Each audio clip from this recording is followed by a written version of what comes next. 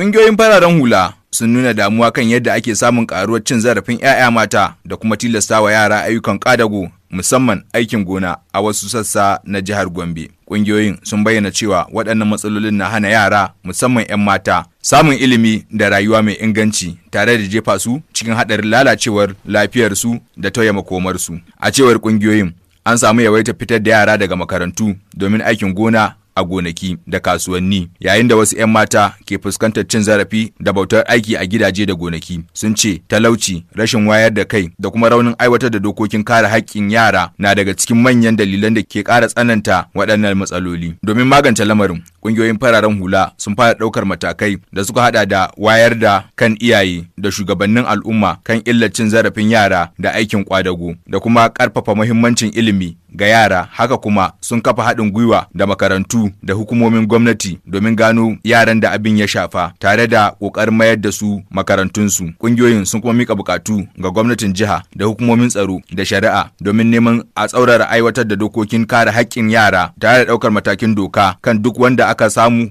Sun ce za su ci gaba da bibiyar lamarin tare da kai rahotanni ga hukumomi domin tabbatar da cewa an kare 'ya'ya mata da kuma daƙile tilasta yara ayyukan ƙwadago a jihar. Ƙarshen rahoton kenan. Abubakar Ma'azu Ibrahim daga sashen Hausa na FBM International.